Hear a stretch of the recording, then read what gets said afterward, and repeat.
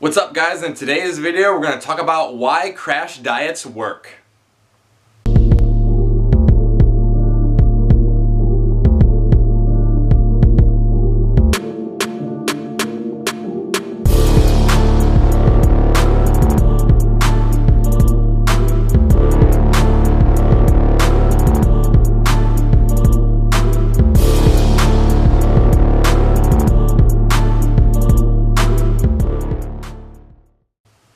You heard me right. We're going to talk about why crash diets work today. And no, I didn't stutter.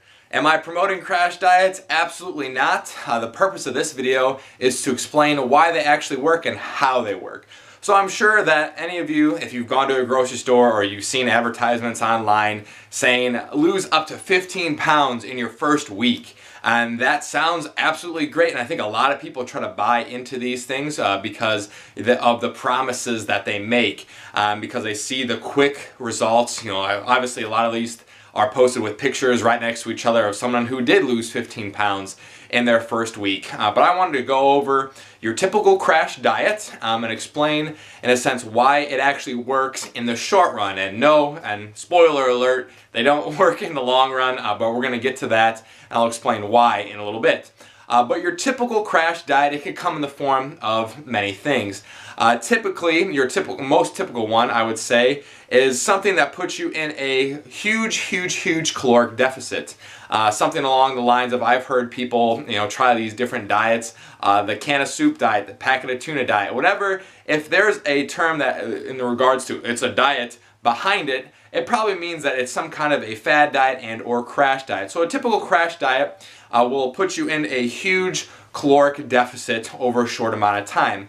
And of course, if we're going to be in a huge caloric deficit over a short amount of time, our body is naturally going to drop some weight just from pure caloric restriction. So let's say, typically a typical person eats maybe 3,000 calories a day if you're a guy. And then if you go on one of these restrictive diets, maybe it's going to put you at 1,000 calories a day. So you're literally eating 1/3 of your normal amount. So you're going to drop some weight. Another typical diet would be some kind of a cleanse, right? A juice cleanse. You see people doing these all the time, and or a detox. This is what you see a lot of advertisements. And the way that these work essentially is, yes, you are pushing a lot of fluids through your body. And when you when you intake fluids, you're going to expel a lot of fluids. But with these diets as well, not only are you taking in a lot of water, so you're expelling a lot of water, but the water that you're taking in, if you're juicing things like fruits and vegetables, overall the total calories are going to be, once again, very lowly decrease. It's going to be a big change from your overall intake if you're just literally drinking these foods. And there's some supplement companies out there that sell these packs for these detox packages. Maybe they have a little bit of protein in it. It's mostly vegetables, vitamins and minerals, which is great, that you're intaking vitamins and minerals, but you could do that on your regular basis, and you don't have to just eat these for days and days on end in order to lose this weight. So let's get back into a little bit more of the science aspect of how people are literally able to drop 10 to 15 pounds in a week.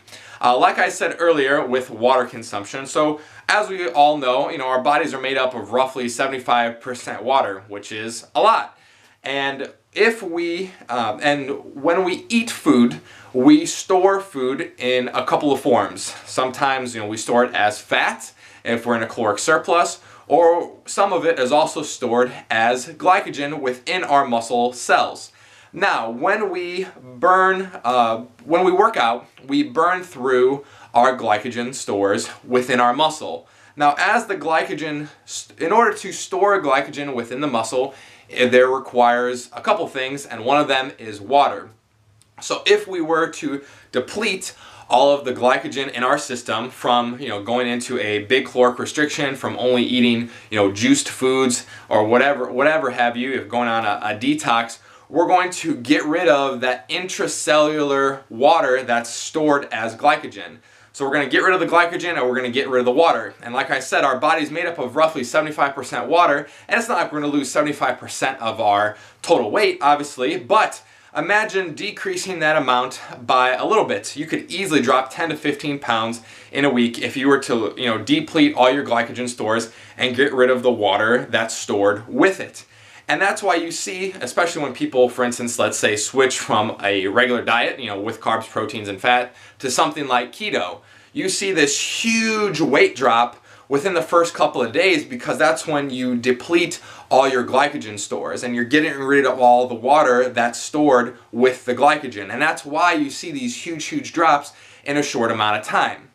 So that's how essentially these big drops happen when we go into these fad diets or these crash diets. So yes, if you are looking purely to lose a few pounds of scale weight, for example, if you're doing like a powerlifting meet or something where you need to make a weight class or you're a wrestler, by all means, maybe some type of water manipulation and carb manipulation are appropriate. But if you're the average person, these short-term, fad crash diets are not going to do you any good. Yes, if it's purely scale driven, if you want to see the scale go down 8, 10, 15 pounds in a week, it'll happen.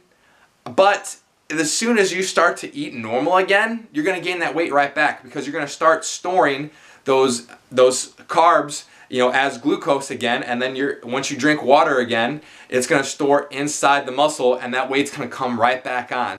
So instead of going for these fad diets that promise weight loss in a very short amount of time, I would instead go for the more flexible, sustainable approach that a lot of us are actually looking for. So just because it's on the front page of a magazine doesn't mean that it's going to be guaranteed for work. Like I said, it's pretty much a marketing tactic to get people to buy these magazines, because if it promises, 10, 15 pounds loss in a week, your average person is going to jump at that. They're not going to actually take the time to look at the science behind how it works. Now instead, like I mentioned, I would rather have you guys take a more sustainable approach with the flexible dieting approach. So we're still going to eat carbs, we're still going to eat fat, we're still going to eat protein. It's just getting your body into a caloric deficit, and that's what's going to be the most important. And that's going to lead to sustained weight loss over time, which I feel like a lot of people are looking for, but a lot of people miss the boat. And that's kind of one of the downsides of the fitness industry, is there's just so much misinformation out there that a lot of people end up getting frustrated and end up going through these dieting cycles.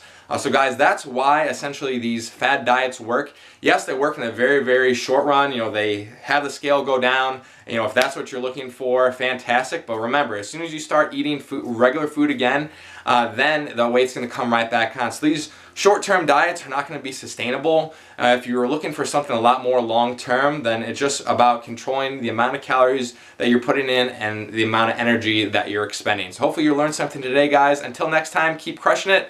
Have a good day.